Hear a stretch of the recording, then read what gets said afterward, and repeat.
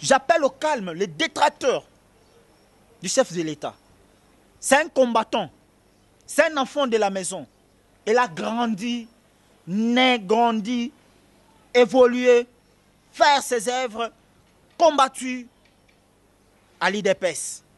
Mais nous ne voulons pas que nos partenaires profitent de notre bonne volonté d'évoluer ensemble comme étant une faiblesse. Je les mets en garde.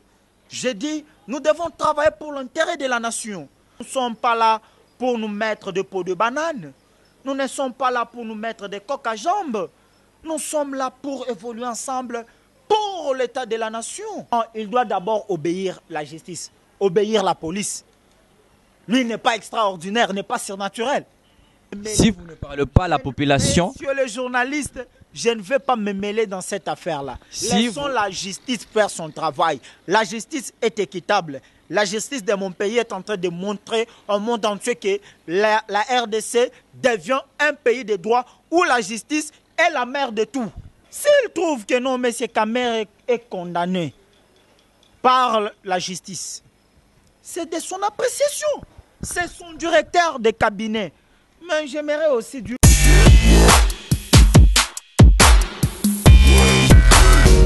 Bonjour mesdames et messieurs le plus fidèle de KTC 13 TV, vous qui nous suivez de partout dans le monde, c'est votre ami Kevin Moudiana Mujunga qui vous propose aujourd'hui le coordonnateur national du rassemblement des Congolais engagés autour des actions du chef de l'État et membre de l'UDPS qui nous entretient sur ce qui concerne le RACIAS et l'UDPS. Bonjour monsieur Fabrice.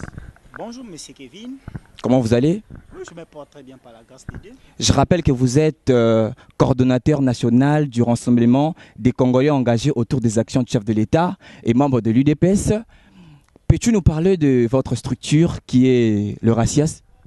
Oui, évidemment. Je suis le coordonnateur du rassemblement des Congolais engagés autour des actions du chef de l'État, RACIAC en sigle, et membre de l'UDPS, l'Union pour la démocratie et le progrès social. Oui, comme vous voulez que je vous parle du RACIAC, RACIAC c'est une structure, c'est un groupe de jeunes engagés autour des actions du chef de l'État. Nous sommes là pour soutenir le chef de l'État dans toutes ses actions possibles pour qu'il puisse aboutir à la réalisation des promesses, à la réalisation de son projet de société, à la réalisation de son mandat. Nous sommes là pour la réussite du chef de l'État. Et pourquoi avez-vous choisi RACIAS, si je prononce bien le nom, RACIAS, comme structure?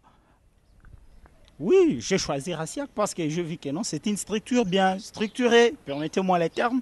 C'est une structure qui a au sein de son sein une organisation bien, je dis bien. Parce que nous voyons plusieurs structures sont là pour faire ses intérêts, pour leur faveur sociale. Mais RACIAC est là pour accompagner les chefs de l'État et non pour que les chefs de l'État puissent accompagner RACIAC. Il y a beaucoup de structures qui se sont créées, juste parce qu'ils ont vu que non, l'UDPS a pris le pouvoir.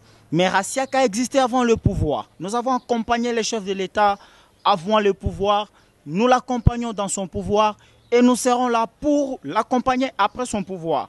Nous sommes une structure qui est là pour faire voir à la base, pour faire voir au peuple congolais comment les actions des chefs de l'État sont en train de se passer. Nous ne sommes pas là seulement pour accompagner les chefs de l'État, mais nous sommes là pour être à l'exercice du peuple, être porte-parole du peuple vers le chef de l'État. Apparemment, vous ne faites pas trop de bruit comme les autres les font, M. Kazadi. Comment voulez-vous que nous puissions faire de bruit? Les bruits, ce sont les actions du RACIAC. Quelles sont les actions du RACIAC?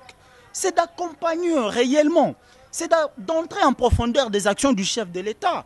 Comment voulez-vous que nous puissions faire le bruit aussi longtemps que les RACIAC parlent de lui-même?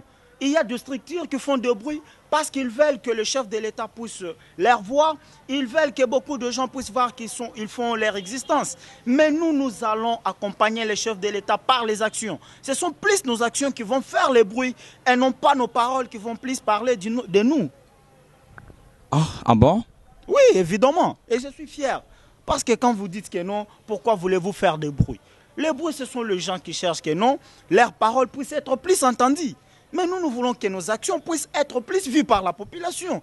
Nous n'avons pas besoin que nos paroles puissent être exercées, puissent être examinées par la population. Mais la population attend de nous les actions et non les paroles. D'accord. Et vous avez choisi RACIES comme structure. Et pourriez-vous nous éclaircir sur certains points? Quelles sont les prérogatives qui siègent au sein de votre parti? Le RACIAC vise d'abord à faire l'effectivité de notre slogan « Le peuple d'abord ». Nous sommes là pour revêtir davantage l'état de droit. L'état de droit, c'est les slogans. L'état de droit, c'est notre combat que nous avons commencé au sein de notre parti. Vous m'excuserez de toucher d'abord le parti avant votre question. Nous avons commencé le RACIAC avant le pouvoir. Nous avons donné les objectifs. Les objectifs, c'était d'accompagner le chef de l'État. Or, dans la vision du chef de l'État, c'était de faire la nation congolaise, de faire de la RDC un pays d'état de droit. Et c'est ce que RACIAC va faire. Et nous sommes là pour accompagner cette action-là. Nous sommes là pour donner de la valeur à cet état de droit. C'est le combat principal. Nous ne pouvons pas combattre en dehors de notre souci, en dehors de notre slogan, l'état de droit. Et nous sommes là pour accompagner un état de droit. Nous voulons que la justice soit équitable. Nous voulons que les jeunes puissent se retrouver. Nous voulons que les tests, nous voulons que la Constitution soit vraiment la mère de toutes les alliances, la mère de tous les accords, la mère de toutes vraiment les écritures qui seront dans notre pays. C'est ça les soucis du RACIAC. J'aimerais bien toucher ce point ici.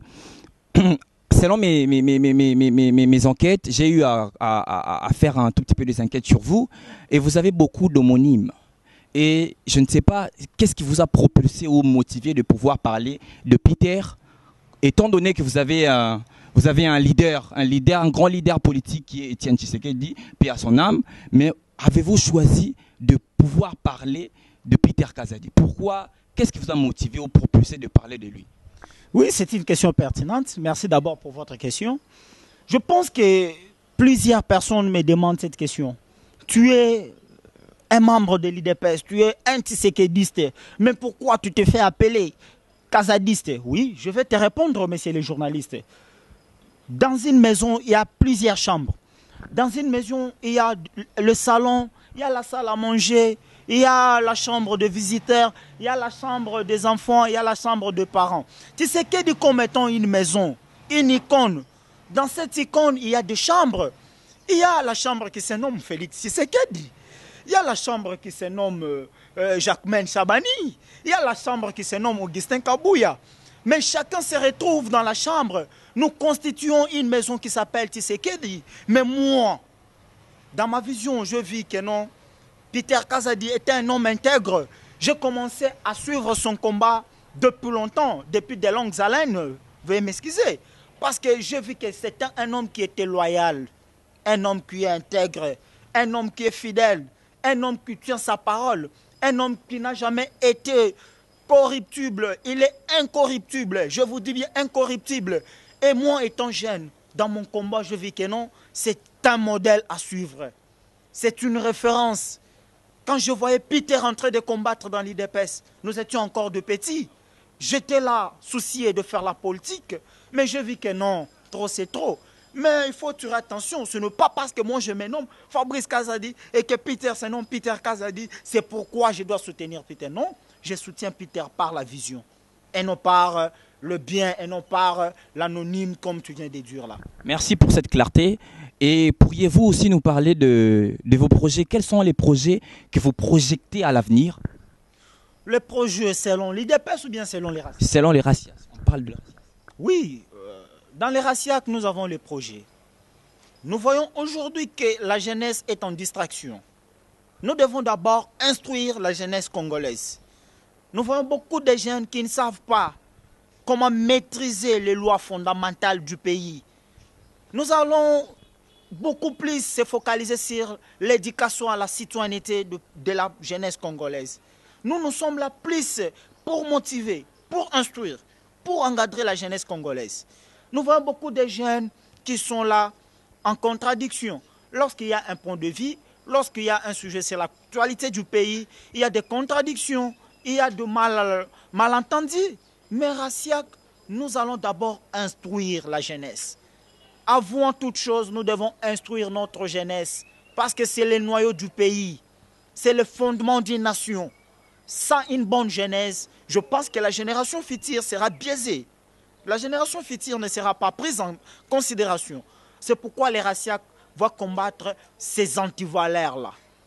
Nous allons encadrer la jeunesse, avoir plus pour le pays, à servir la nation, à avoir le sens patriotisme, à avoir l'amour de la nation, à avoir l'État comme État, parce que lui existe. Parce que d'abord, on parle de l'État lorsqu'il y a un groupe de population. L'État c'est toi, l'État c'est moi. L'État c'est cette population. L'État c'est tout le monde qui nous regarde dans le monde entier. Mais moi je parle plus de l'État congolais. Parce que cette jeunesse a plus besoin, a plus les soucis de voir le Congo aller de l'avant, de voir le Congo le servir. Mais qu'est-ce que nous allons faire? Nous n'allons pas nous référer dans les mouvements passés, nous n'allons pas nous référer aux autres, mais nous allons encadrer cette jeunesse à être plus au service de la nation. Et il y a une expression qui, en français, bel et bien en français, qui dit que vaut mieux beaucoup parler pour beaucoup dire, et non beaucoup parler pour ne rien dire. Et on le voit aussi dans plusieurs structures, des actions qui accompagnent leurs paroles. Et je ne sais pas si vous aussi, vous avez eu déjà à réaliser un projet pour le jeune, réaliser un projet à long terme, permettez-moi, à long terme ou à court terme. Je ne sais pas si vous avez déjà réalisé ce projet. Je ne suis pas venu pour révéler aux autres, parce que c'est une vraiment initiative initiée par l'autorité morale, que je salue en passant, Yvonne Kazadi. Rassiak a déjà plusieurs projets. Et ce sont les projets qui vont profiter à la nation. Je ne peux pas venir parler ici de nos projets, parce que c'est quand même quelque chose qui est secret. Ce sont nos secrets. Au sein du Rassiak, nous avons des projets. Déjà réalisés? Il y a certains projets déjà réalisés. Comme? Quand vous allez à Lemba, demandez partout. L'initiative de la lutte pour l'unité du parti et l'unité de la nation. C'est un projet initié par un membre du Rassiak. Et je parle bien de Fabrice Kazadi. Vous pouvez aller mener des enquêtes. Et nous sommes en train de lutter avec ça. Et nous avons déjà pris de contact avec l'autorité morale du Rassiak pour que nous puissions aboutir et aller loin avec ces projets-là. Et il y a certains projets qui seront contribuables pour non seulement le pays, mais pour l'Afrique tout entière. Merci, M. Fabrice, pour nous clarifier sur beaucoup de points. Et j'aimerais un tout petit peu que l'on parle de votre parti, l'UDPS. On a assez parlé de votre structure. Et maintenant, là, c'est maintenant le temps de pouvoir parler de votre parti. Et dans l'actualité, il y a tout ce qui se passe. Jean-Marc Abunda a été reçu par Christian Lusakweno sur la question qui revient aussi pour le Congrès. Qu'est-ce que vous pouvez dire par rapport à ça? Non, messieurs les journalistes, je salue d'abord en passant monsieur Jean-Marc Abunda. Je dis ceci, nous, chez nous, à l'IDPS, c'est le respect des tests. C'est ça même l'état de droit. Quand vous voyez une maison qui veut devenir une nation, c'est pourquoi il y a un adage qui dit la charité bien ordonnée commence par soi-même. Ça veut dire quoi? Comment vous voulez diriger une nation quand votre maison, vous ne savez même pas comment la diriger? L'IDPS, ce n'est pas la dictature. L'IDPS, c'est un état de droit. L'IDPS, c'est la bonne gouvernance. L'IDPS, c'est le respect des tests. L'IDPS, c'est la démocratie. Quand je parle bien, je parle en tant que combattant. Lorsqu'il y a des antivaleurs au sein de notre alma mater, ceux-là ne peuvent pas nous empêcher de contredire les lacunes, de contredire les antivaleurs. J'ai dit ceci, le congrès est vraiment nécessaire.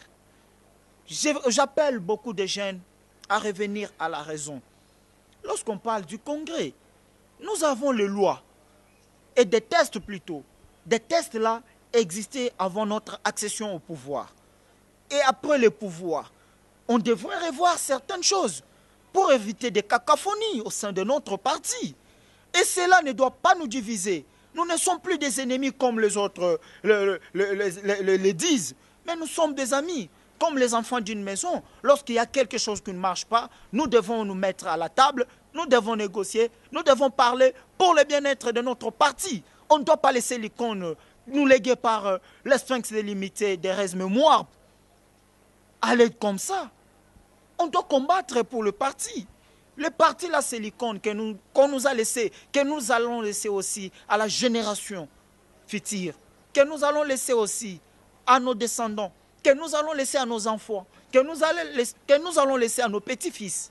C'est un peu ça. Je ne suis pas venu pour vilipender Jean-Marc Abound, que je respecte beaucoup et que je salue en passant. Jean-Marc Abound, c'est un président intérimaire. Jean-Marc Abound est un président intérimaire d'un parti comme le vôtre. Et Peter Kazadi, Augustin Kabouye, permettez-moi, qui se ligue contre le président. Et étant donné que Augustin Kabouye a été élu par le président, quelles sont vos impressions par rapport à ça? Rectifiez d'abord. Rectifiez. Ce n'est pas le président qui a élu Augustin Kabouye. Augustin Kabouye a été nommé par le président intérimaire. Vous devez faire la part des choses. Augustin Kabouye n'est pas élu. Chez nous, à l'IDPS, tout se passe au congrès. C'est le congrès qui va élire le président, que je salue en passant son Excellence, Monsieur le Président Félix Antoine Tshisekedi. Mais n'est-il pas un conflit d'intérêts? Peter Kazadi, Augustin Kabouye, qui se ligue contre le président, n'est-il pas un conflit d'intérêts? J'aimerais d'abord rectifier. Ce n'est pas un conflit d'intérêts, comme vous le dites. Qui combat qui? Et pour quelle raison? Nous nous combattons pour le bien-être du parti, c'est tout. Peter Kazadi, c'est un député élu dans notre circonscription de Lemba. Il gagne son pain.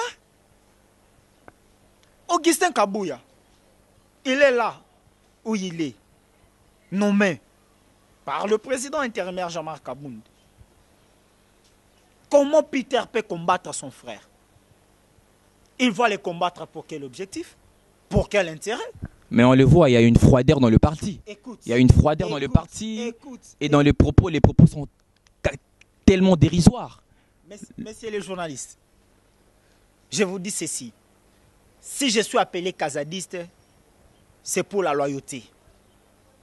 Si je suis appelé kazadiste, c'est pour l'intégrité. N'oubliez pas que Peter Kazadi fit le conseil juridique du fait Etienne Tshisekedi au Moulumba.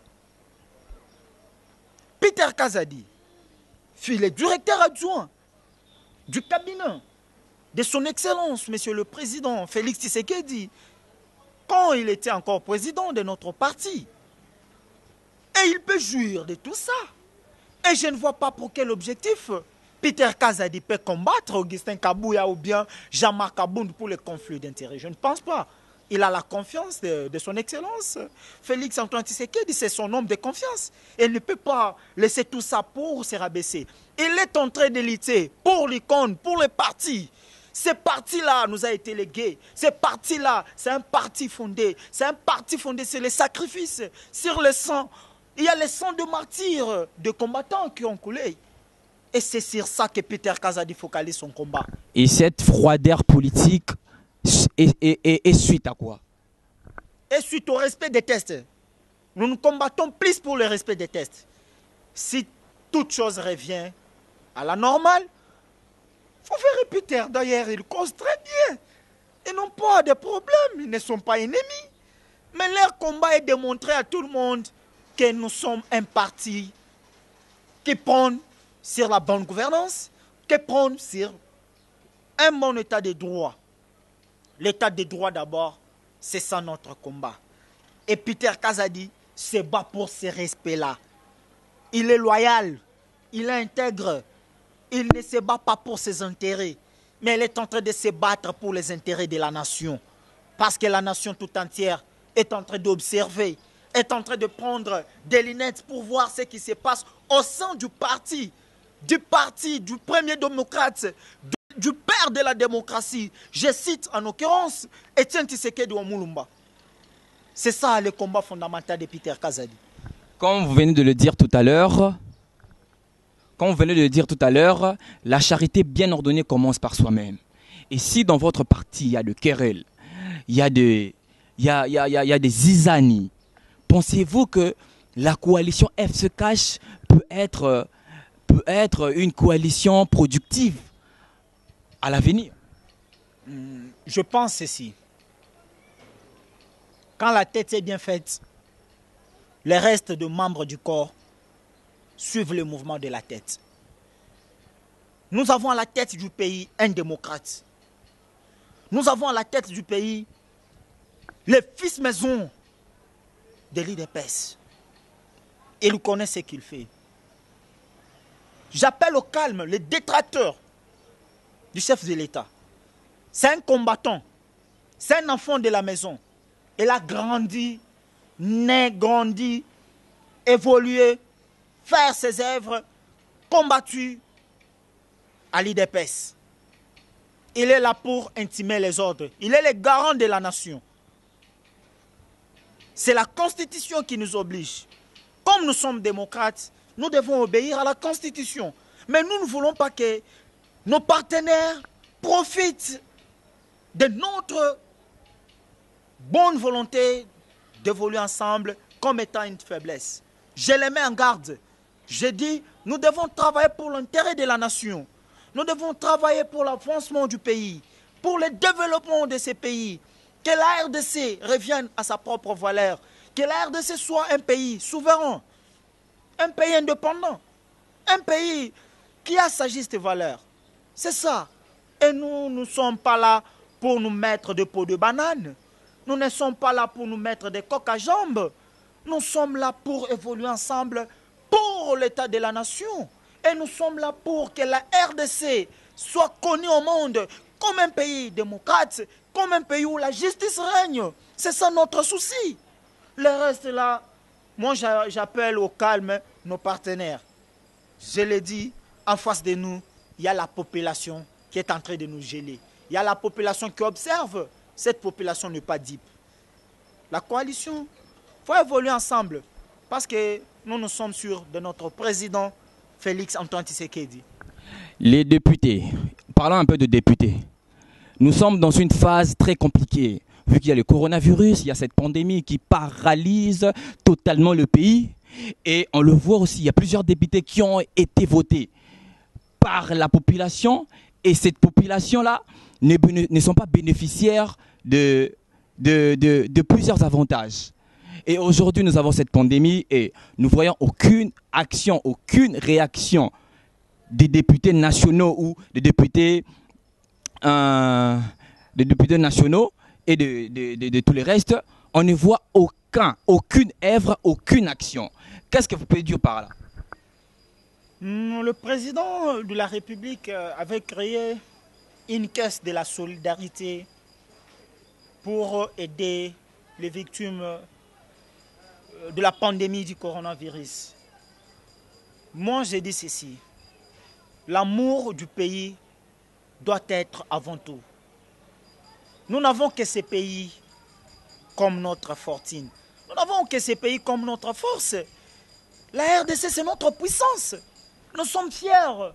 Nous sommes libres dans ces pays. Et on doit aimer ces pays.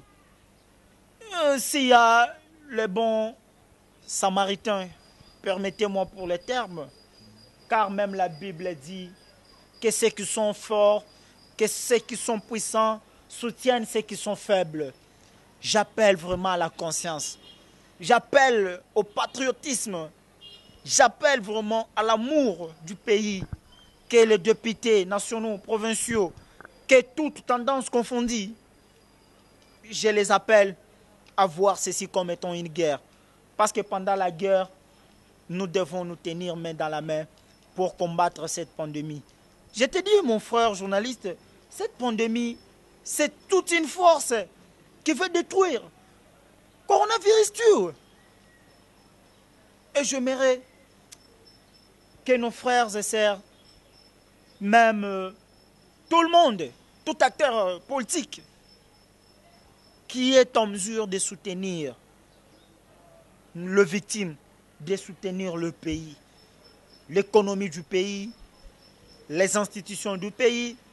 Parce que vous voyez bien, même le monde entier est en catastrophe. Mais chez nous, nous appelons vraiment à nos porte-paroles, aux gens qui sont bien identifiés pour aider les peuples, de revenir à la raison et d'aider le peuple. S'ils sont là, c'est à cause de cette population. Et en parlant de cela, le rassemblement des Congolais engagés autour des actions du chef de l'État, en sigle RACIAS, envisage quoi? Vous envisagez faire quoi pour la population, pour vos populations? Messieurs les journalistes, moi je vous dis clairement, on ne doit pas se cacher la face. Le RACIAC demande au peuple congolais de rester, ne fût-ce qu'à la maison. Si tu n'as pas quelque chose à faire, reste carrément chez toi. C'est aussi un moyen de demander, d'aider cette population. Mais les actions? Mais c'est une action. Ce que je suis en train de faire, c'est une action pour aider la population. Pensez-vous que c'est une action insuffisante? C'est une action plus que... C'est une action d'abord. Parce que j'appelle à la conscience. J'appelle à la retenue. J'ai dit à cette population de rester à la maison. J'ai dit à cette population d'observer les règles données par l'OMS et le ministère de la Santé. Ne fût-ce que ça. C'est une action. Et cette action vise quoi? Vise à sauver les hommes, vise à sauver les vies humaines de notre population. Et comme coordonnateur national, je dois appeler tout le monde à respecter les règles de la santé. Étant donné que vous travaillez d'arrache-pied, forcément, pour unir vos forces, pour enfin lutter contre cette pandémie, pensiez-vous aussi que c'est une période dont vous devez, vous politiques, laisser un tout petit peu vos querelles, vos conflits politiques ailleurs et vous concentrer carrément à cette pandémie, parce que cette pandémie est l'un aussi de vos ennemis. D'ailleurs, c'est les premiers ennemis pour le moment. La pandémie du coronavirus est en train de ronger comme un lion, en train de chercher la proie pour dévorer. Elle est mondiale. Elle n'est pas seulement nationale. Cette pandémie est en train de détruire le monde entier.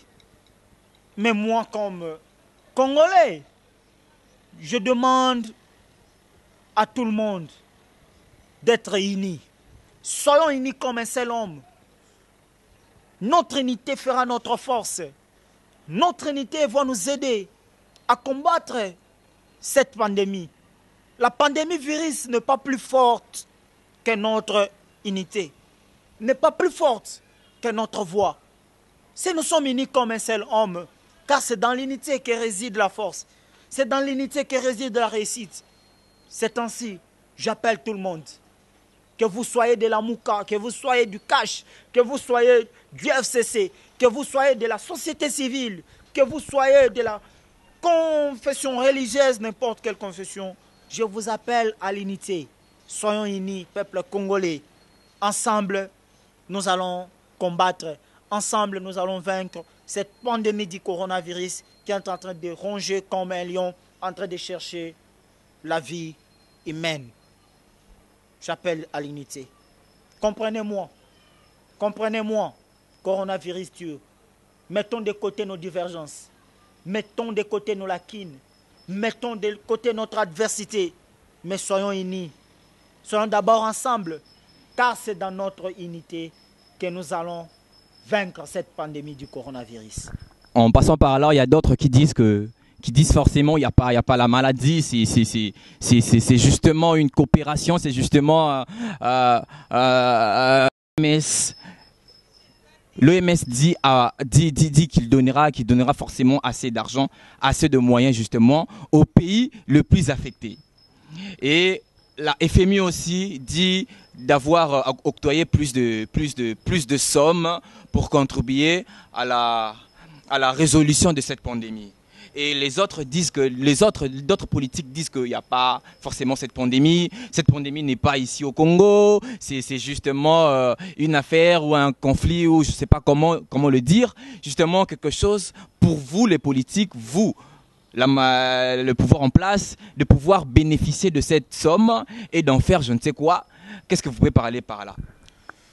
Monsieur le journaliste, je suis économiste.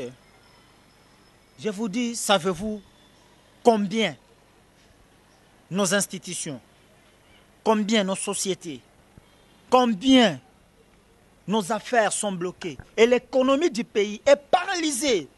L'économie du pays est par terre. Ça influence l'économie. Vous croyez que non? C'est qu'on devrait gagner dans notre économie. Les frontières, certaines frontières sont fermées. Les vols fermés. Les aviations fermées. Il y a presque tout le moyen, toutes les voies de transport sont fermées. Cela profite à l'État. Et vous trouvez bien de fermer tout ça. Pour enterrir quoi? Pour profiter quoi? On ne profite absolument rien. On ne profite rien. Vous êtes sûr qu'on est entre les universités fermées, les travaux du pays par terre, l'économie du pays par terre, les institutions par terre, juste pour combien? Vous me dites d'abord, quelle cette somme-là qui peut être si bonne, qui peut être si au-delà de notre économie? J'ai dit et j'appelle aux acteurs politiques qui détruisent, qui démoralisent, qui désinforment à la population d'arrêter. La vie humaine coûte cher. Coronavirus tue. Coronavirus tue. Coronavirus c'est un esprit. Et il cherche sur quelle terre atterrir. Je ne veux pas maudire pour dire que non. Vous voyez, il est en train de maudire. Mais j'ai dit, ne soyez pas si vraiment doutés. Ne cherchez pas que cette pandémie soit chez vous. Que Dieu nous épargne et revenons à la raison. Cette Kikouni, interpellée par la justice, de ne pas qu'il y ait refusé les symptômes du coronavirus. Ces derniers dit de ne pas avoir cette maladie. Mais le ministère de la Santé dit qu'il a des symptômes du coronavirus. Qu'est-ce que vous voulez dire par là? C'est pas une manœuvre de... Monsieur le journaliste, j'appelle cette Kikouni à la raison. Je l'appelle à la raison. Qu'il revienne à la raison. Il ne doit pas profiter de son statut comme étant candidat à l'élection présidentielle, comme étant privilège. Non. Il est premièrement citoyen comme... Mais lui, il reconnaît qu'il n'a pas de symptômes. Mais il doit vraiment s'admettre à la justice. Il a été testé. Il doit d'abord obéir la justice, obéir la police. Lui, il n'est pas extraordinaire, il n'est pas surnaturel.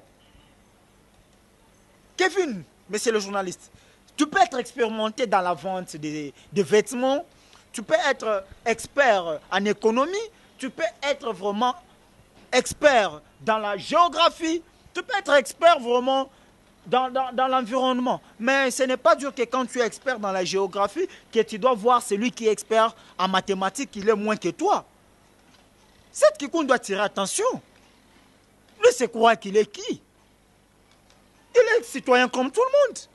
Il doit obtempérer aux lois établies dans notre pays. C'est ce qui est vraiment facile à faire. Il doit prêcher d'abord un bon exemple. Que non, voyez, je suis en train d'obtempérer. Je suis en train d'obéir aux lois établies par les institutions. Et il ne doit pas vraiment forcer les gens, diaboliser les gens, pousser les gens dans l'erreur. Non, mais c'est cette Kikouni. Je vous appelle à revenir à la raison. Une autre fois, je vous avais interpellé de dire que la politique n'est pas une affaire votre business, ou soit votre quoi que ce soit, excusez-moi pour le terme, mais la politique, c'est un domaine de gens bien structurés, bien formés, bien posés pour aider les autres à l'avancement du pays. Vous insinuez que cette Kikoun n'est pas structurée? J'ai dit bien la politique. Je n'ai pas dit cette Kikouni. S'il le fait, là, ça l'engage que lui. Mais moi, je dis que la politique, c'est un monde des hommes structurés. Point barre. Et en parlant de l'état de droit, pensez-vous que l'état de droit est certain dans ces pays? Je ne veux pas aller en profondeur. Mais j'ai dit, nous allons plus se focaliser sur les actions et non sur les paroles. Ceux qui ont désir, ceux qui ont quand même la bonne volonté, la bonne foi de voir que le pays est en marche. Parce que l'affaire Kamere fait éclater le pays. Je ne veux pas plus. Je ne veux pas plus entrer dans la profondeur. C'est dans toute l'étendue. Je ne veux pas plus entrer dans la profondeur. Si vous ne parlez pas, la population... Monsieur le journaliste, je ne veux pas me mêler dans cette affaire-là. Laissons la justice faire son travail. La justice est équitable. La justice de mon pays est en train de montrer au monde entier que la RDC devient un pays de droit où la justice est la mère de tout. Mais si vous ne vous occupez pas de la politique va s'occuper de vous. Et si vous ne parlez pas de tout ce qui relie la politique... J'ai dit bien de l'affaire de M. Kamere. Je dis bien, je ne veux pas m'inclure. Je ne suis pas quelqu'un expérimenté dans cette affaire. La justice fait son travail. Et laissons la justice faire son travail. Si la justice trouve mieux que moi, je ne peux pas venir ici cracher de bêtises. Je risque vraiment moi-même de faire la honte de notre état de droit. Parce que je ne suis pas expérimenté en la matière. Mais beaucoup de gens sont interpellés. Ils sont interpellés, mais c'est ça le rôle de la justice. Que chacun vraiment rende compte de ce qu'il a fait. C'est tout.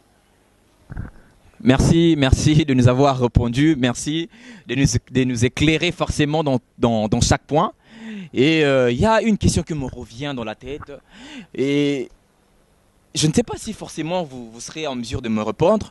Ça concerne justement le directeur de cabinet de notre président, du président Félix Antoine Tshisekedi. Je ne sais pas si vous aurez l'amabilité forcément de nous répondre parce que ceux qui nous suivent nous ont aussi nous ont fait part de ces problèmes-là, de ces questions-là. Ils ne cessent de nous demander, de nous poser ce genre de questions. Et nous, on n'a pas assez de réponses pour leur répondre. Monsieur Kamere, aujourd'hui, tout en étant derrière le barreau, derrière la prison, voulais-je dire, sa posture politique est déjà déchue. Croyez-vous qu'en sortant de la prison Makala, il sera en mesure de détenir ou de maintenir son poste? Je dis ceci. Ça dépendrait de l'appréciation du président.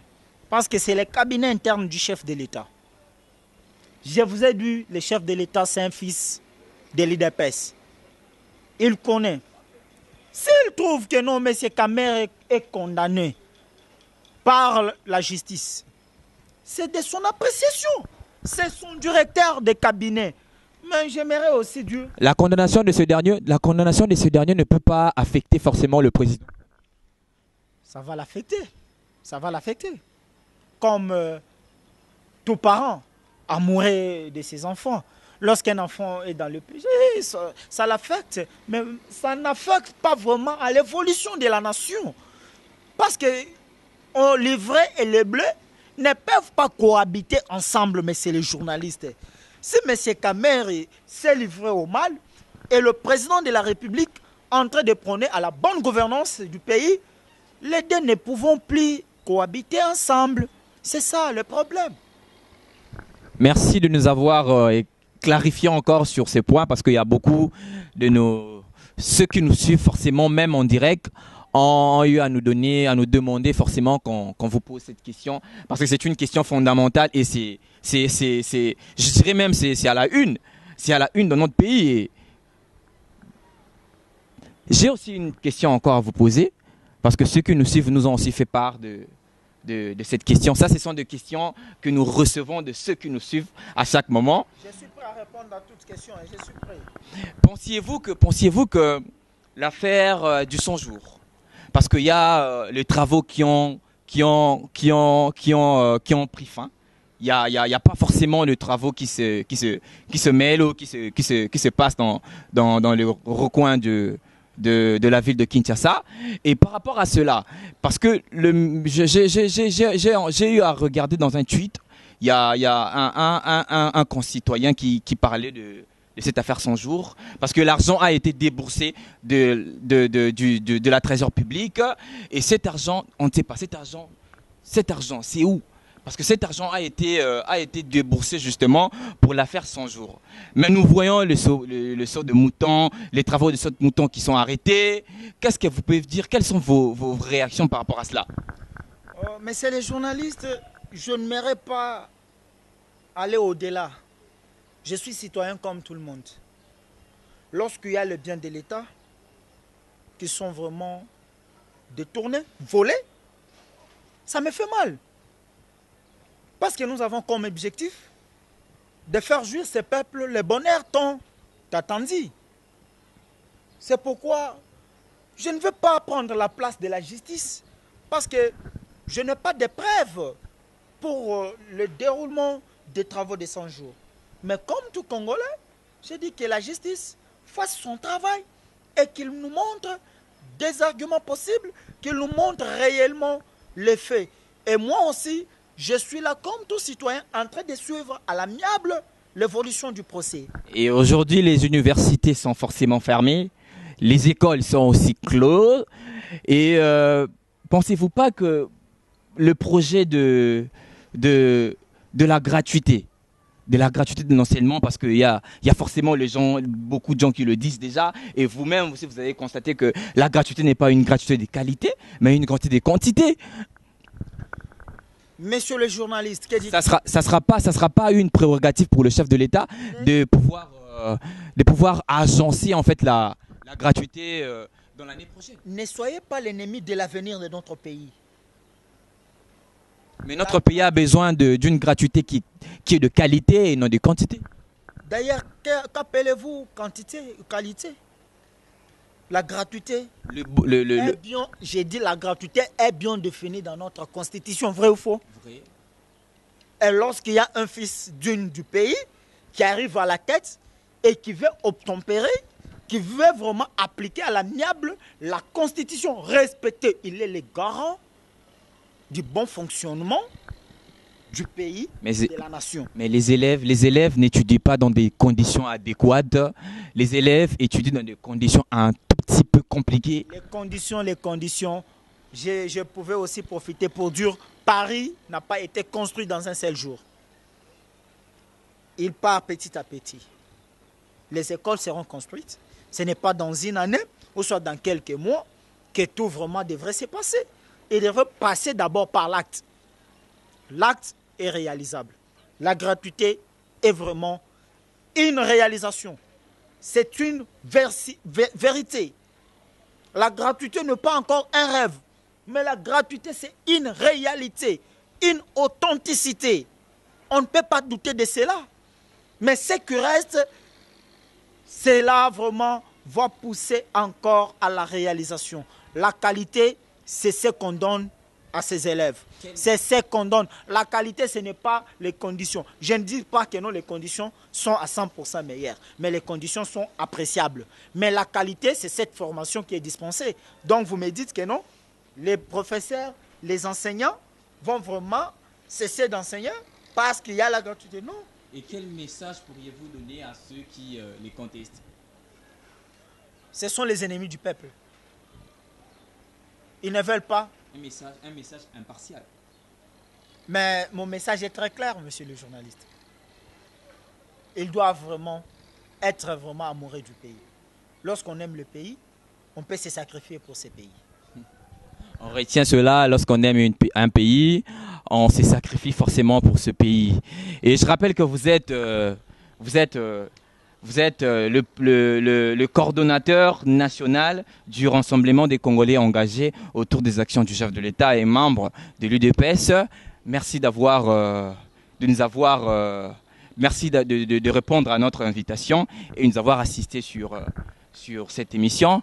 Et par là, nous pourrons retenir que tout ce qui a été dit, lui c'est le fils de la nation. Il nous a un tout petit peu parlé de plusieurs choses que l'on peut retenir aujourd'hui et sur les réalités actuelles de notre pays. Et je vous prends en congé pour la prochaine édition. Restez branchés dans notre chaîne KTC13 TV. Je vous retrouve dans la prochaine édition.